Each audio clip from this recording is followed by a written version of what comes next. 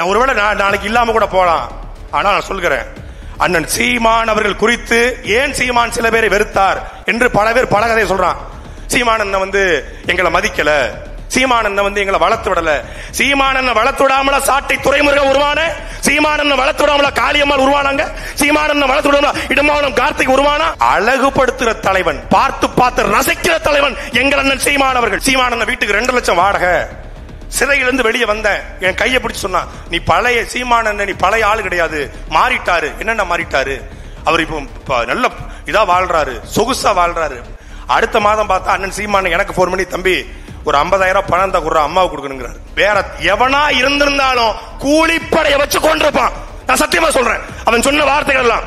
அப்படிப்பட்ட துரோகிகளை கடந்து போ, இக்னோர் பண்ணு, விடு. இன்னைக்கு வரைக்கும் அண்ணன் சீமான் அண்ணன் அதை பத்தி பேசக்கூடாது, எப்போதும் பேசக்கூடாதுன்னாரு. ஆனால் இன்னைக்கு துரோகி பூரா ஒண்ணு கூடி திமுகவுடைய பின்னணியில நாம் சச்சிவாண்டே இடும்பாவனம் கார்த்தியும் சாட்டை துறைமுருகனும் காளியம்மாளும் பாத்திமா பர்கானாவும் அனீஸ் பாத்திமாவும் இந்த அரங்கத்தில் இருக்கிற ஆயிரக்கணக்கான தம்பிகளும் நாளை கூட இருக்கிற லட்சக்கணக்கான தம்பிகளும் உயிரோடு இருக்கிறவரை சீமானோட கட்டவர்கள் மயில கூட உங்களால புடுங்க முடியாதா? நாம் தமிழர் கட்சியிலிருந்து 2 சீட்டை உருவிட்டா சீட்டு கட்டு கீழே விழுதுக்கு இது சீட்டு கட்டு அல்ல. இது தலைவருடைய புலிப்படை போல கட்டமைக்கப்பட்ட தமிழ் தேசிய அரசியல் ராணுவம் நாம் தமிழர் கட்சி. 30 ஆண்டுகளுக்கு கடந்து தலைவனுக்கு நடந்த துரோகம் 15 ஆண்டுகளில் நம்முடைய அண்ணன் செந்தமிழன் சீமானுக்கு இந்த நிலத்திலே நடந்து கொண்டிருக்கிறது. இந்த துரோகத்தாலேயோ 100 யூடியூப் வீடியோக்களாலேயோ இல்லை 100 பேரை எடுத்து பேட்டி போடுறதாலேயோ நாம் தமிழர் கொண்டிருக்கிற கொள்கையோ லட்சியத்தையோ சித்தாந்தத்தையோ தத்துவத்தையோ எவனாலையும் நொறுக்க முடியாது என்பதை தலைவர் பிறந்த நாளில் நாம் உறுதியேற்போம். என் வீட்டுக்கு போன ரெய்டியா அவர் வீட்டுக்கு போலன்னு கேட்டேன், அதுக்கும் அவர்கிட்ட பதில் இல்லை. ஏன்னா அவங்களுக்கு தெரியும் எந்த தலைவனை தீவிரவாதி என்று நினைத்து வைத்திருந்தோமோ அந்த தலைவனை கொண்டு போய் சேர்த்து விட்டாரே சீமான் என்று பயப்படுகிறான். திராவிட கட்சிகள் இருக்கிறது, தலைமையிலனா கட்சி சரசரன்னு கிழிஞ்சிரும். திமுக இருந்து ஃபண்ட் போகணும், அங்க வட்ட செயலாளருக்கு ஃபண்ட் போனா அவன் பூத் ஏஜென்ட், ஃபண்ட் போடனா அவன் போடா ஏஜென்ட் போயிடுவான். கிளை செயலாளருக்கு வட்ட செயலாளருக்கு ஒன்றிய செயலாளருக்கு பணம் போகணும்.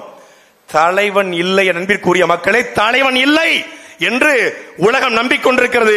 தலைவன் இல்லாத காலகட்டத்திலும் அந்த தலைவனை பேச இந்த அரங்கத்திலே கூடியிருக்கிற இந்த கூட்டம் தான் தேசிய தலைவர் மேதகவி பிரபாகரன் உருவாக்கிய கூட்டம். அவர் எல்லாவற்றையும் நெருப்பா மாத்துவாரு.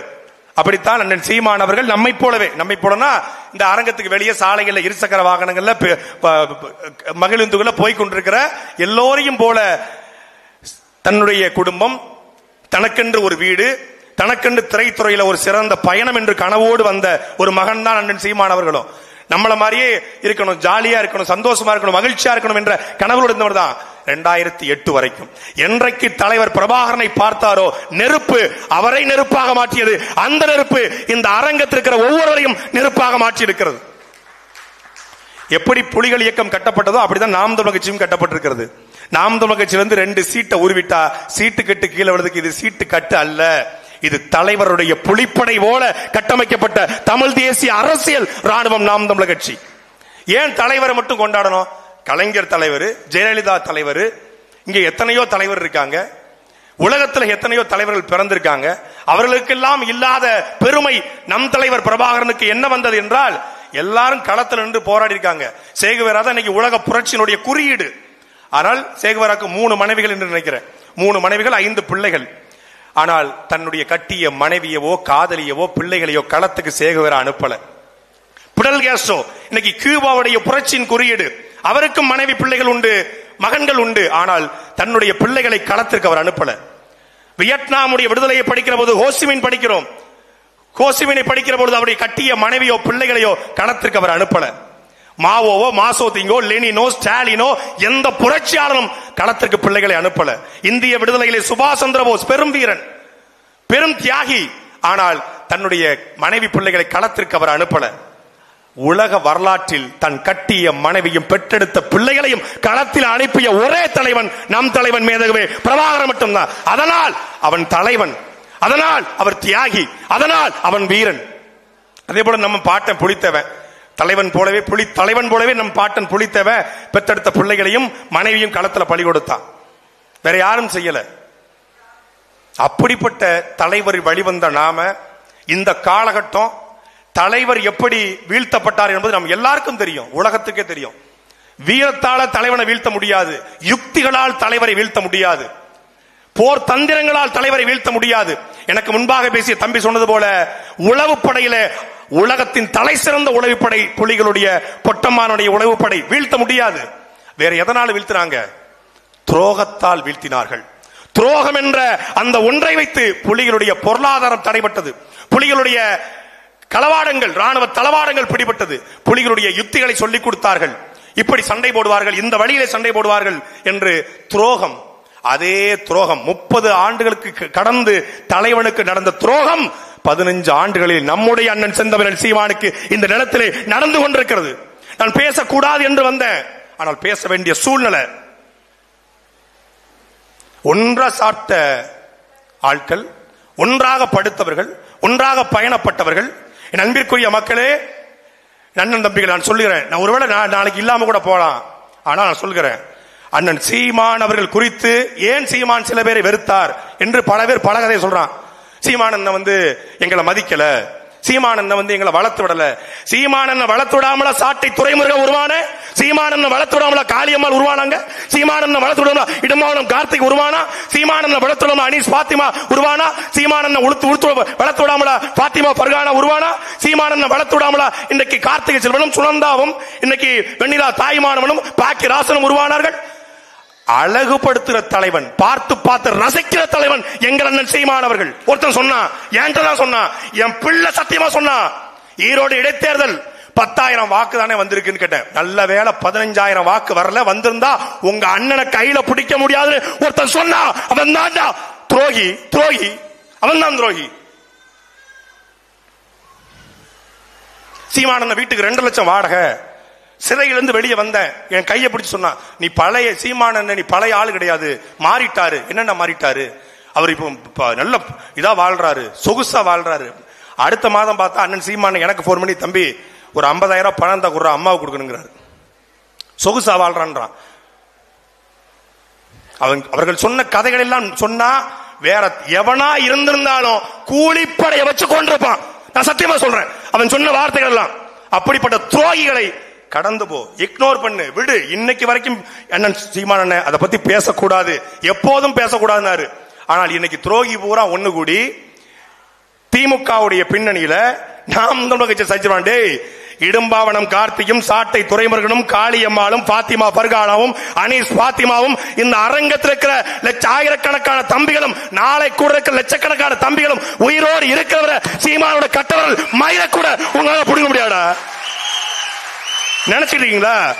அவரு இவங்க திமுக போயிருவாங்களா? இவங்க தாவாக்கு, டே நாங்க யாருன்னு தெரியுமாடா? சாதாரண காட்டு கிராமத்துல பசு கூட வராத ஊர்ல பிறந்து வந்து படிச்சு வந்தோம். எங்களை இன்னைக்கு முகத்தை அடையாளப்படுத்தி உலக தமிழருக்கு அடையாளப்படுத்தியவன் எங்கள் அண்ணன் செந்தமிழன் சீமான். இது தலைவரின் புகழ் பாடுகிற கூட்டம் தான். தலை வேறு எங்க அண்ணன் கிடையாது. சில பேர் சொல்லுவாங்க, நாங்க சீமானுக்காக நிக்கல, சீமானோடு நிக்கிறோம். நாங்க சீமானுக்காகத்தான் நிக்கிறோம், சீமானோடு நிக்கிறோம், சீமானுக்காக நிக்கிறோம், சீமானால் நிக்கிறோம். எங்களுக்கு தலைவர் தந்த வழிகாட்டி அல்ல அவர், தலைவரையே எங்களுக்கு தலைவனாக தந்தவன் எங்களுடைய அண்ணன் செந்தமிழன் சீமான். எனக்கெல்லாம் 2009க்கு முன்னாடி பிரபாகரன் ஒருத்தர் இருந்தாரு. அவர் ஈழத் தலைவர், அவர் தேசிய தலைவர், அவர் தமிழீழ தேசிய தலைவர், அவர் வீரத்தோடும் மானத்தோடும் தீரத்தோடும் சண்டை போடுவார் என்று தெரியாது. எங்க அண்ணன் பேச்ச கேட்டோம். அஜித் பின்னாடியும் விஜய் பின்னாடியும் ரஜினிகாந்த் பின்னாடியும் கமலஹாசன் பின்னாடியும் சென்ற இளைஞர்கள் தலைவர் பிரபாகரன் பின்னால் சென்றோம் என்றால் எங்களுடைய அண்ணன் செந்தமிழன் சீமான் தான். அவர் தான் தலைவரை பத்தி எங்களுக்கு சொல்லி கொடுத்தாரு. இப்படி இருக்கணும், ராணுவ கட்டமைப்போடு இருக்கணும்னாரு. அப்படி ஒரு கட்சி உருவாகி இருக்கிறது ராணுவ கட்டமைப்போடு. நாம் தமிழர் கட்சி என்றால் 2010 மாநாடு முடிந்தது. மாநாட்டுக்கு மறுநாள் ஜூனியர் விடனிலே எழுதப்பட்டது, தமிழ்நாட்டில் ஒரு அரசியல் கட்சி கூட்டம் நடந்து மதுபாட்டில் இல்லாத நடந்த ஒரே மாநாடு அது நாம் தமிழர் கட்சியின் மாநாடு என்று. இன்றைக்கு நாம் தமிழர் கட்சியுடைய சுற்றுச்சூழல் பாசறை கூட்டம் நடந்து கொண்டிருக்கும் பொழுதே பிளாஸ்டிக் குப்பைகளையும் கனிமங்களையும் எடுத்துக்கொள்வது. இப்பொழுது பிளாஸ்டிக்கே இல்லாத கூட்டத்தை உருவாக்க நாம் தமிழர் கட்சி நாளை தயாராகிறது. அப்படி ஒழுக்கமிக்க ராணுவத்தை நாம் தமிழர் கட்சி கட்டமைக்கிறது. இங்க ஒவ்வொருத்தரும் 100 பேருக்கு சமம். எப்படி புலிவீரன் 100 பிரபாகரனுக்கு சமமோ இங்கே இருக்கிற ஒவ்வொருத்தரும் ஒரு பிரபாகரனுக்கு சமம் என்பதை எதிரிகள் புரிந்து கொள்ளணும். இந்த துரோகத்தாலேயோ 100 யூடியூப் வீடியோக்களாலேயோ இல்லை 100 பேரை எடுத்து பேட்டி போடுறதாலேயோ நாம் தமிழர் கொண்டிருக்கிற கொள்கையோ லட்சியத்தையோ சித்தாந்தத்தையோ தத்துவத்தையோ எவனாலையும் நொறுக்க முடியாது என்பதை தலைவர் பிறந்த நாளில் நாம் உறுதியேற்போம். அண்ணன் சொல்லுவாங்க, எறும்பு கதை. எல்லா ஆற்றலையும் தன்மையப்படுத்துவதுதான் தலைவருடைய பண்பு. தலைவர் எத்தனையோ பேரை நம்பினாரு, எத்தனையோ பேரை ஈழத்துக்கு அழைச்சாரு. தலைவர் ஆக்டிவா இருக்கும் போது, தலைவர் செயல்பாட்டில் இருக்கும் பொழுது, தலைவர் பலபலத்தோடு இருக்கும் பொழுது எல்லோரும் போனார்கள், தலைவன் புகழ் பாடினார்கள். தலைவன் சரிந்து கொண்டிருக்கிற பொழுது, இயக்கம் சரிந்து கொண்டிருக்க பொழுது ஒருவர் போனார். தலைவன் படைபலத்தோடு இருக்கும் போது போன எல்லாரும் எங்கே நிற்கிறார்கள்?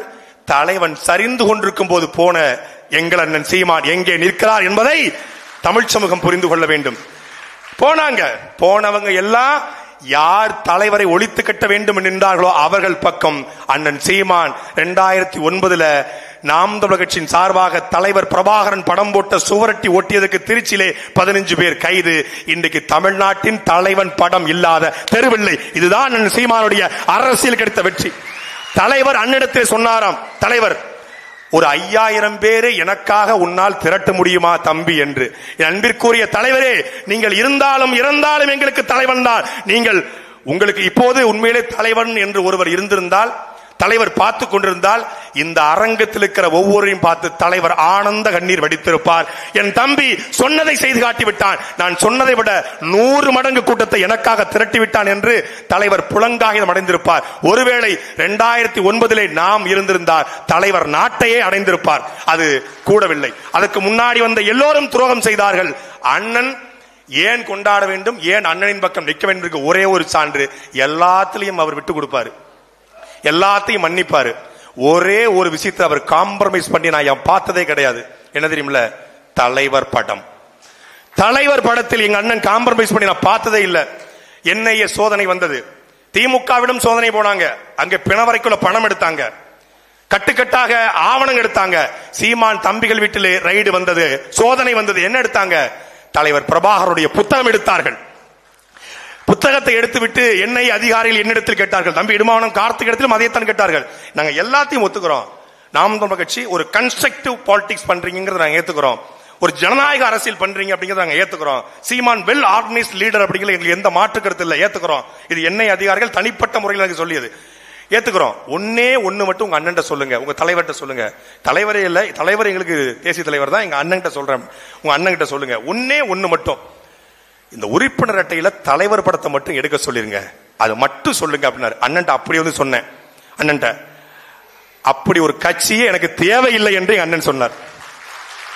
நான் அந்த அதிகாரி கிட்ட சொன்னேன், 2வது முறை சோதனைக்கு என்ன கூப்பிட்டாங்க, திருப்பி கூப்பிட்டாங்க. அப்ப சொன்னேன், இந்த மாதிரி அவர் சொன்னதை சொல்லல, நீங்க சொன்னீங்களா அப்படின்னு கேட்டாங்க. இதை நீங்க போய் அவர்கிட்ட போய் சொல்லுங்க அப்படின்னு. அவரே தலையை குடிஞ்சிட்டாரு. என் வீட்டுக்கு போன ரெய்டியா அவர் வீட்டுக்கு போலன்னு கேட்டேன். அதுக்கும் அவருக்கு பதில் இல்லை. ஏன்னா அவங்களுக்கு தெரியும் நாம் தமிழர் கட்சி என்பது இந்திய நிலப்பரப்புல ஒழுக்கத்தை கட்டமைக்கிற ஒரு அரசியல் ராணுவம் என்பது என்னை அதிகாரிகளுக்கும் தெரியும், எல்லோருக்கும் தெரியும். ஆனால் எதை பார்த்து பயப்படுறான்? 8.2 வாக்க பார்த்து பயப்படல, தலைவர் பிரபாகருடைய படத்தை பார்த்து பயப்படுறான். எந்த தலைவனை தீவிரவாதி என்று நினைத்து வைத்திருந்தோமோ அந்த தலைவனை கொண்டு போய் சேர்த்து விட்டாரே சீமான் என்று பயப்படுகிறான். சட்டமன்றத்திலும் பாராளுமன்றத்திலும் அண்ணன் தலைவர் பிரபாகருடைய படம் போட்டு மட்டுமல்ல, தமிழர் நிலத்திலே துரோகிகளை சிலைகளை உடைத்து தலைவர் பிரபாகருடைய சிலைகள் நிறுவுகிற காலத்தை உருவாக்குவோம். இந்த துரோகத்தை கருவறுத்து தலைவர் பிறந்த நாளிலே 70வது பிறந்த நாளிலே சத்தியம் செய்வோம். 2026 சட்டமன்ற தேர்தலை வெல்ல வைத்து நம் அண்ணன் செந்தமிழன் சீமானை அரியணை ஏற்றுவது மட்டுமே நம் தலைவருக்கு நாம் செய்கிற உண்மையான பிறந்த நாள் வாழ்த்தாக இருக்கும். நன்றி, வணக்கம்.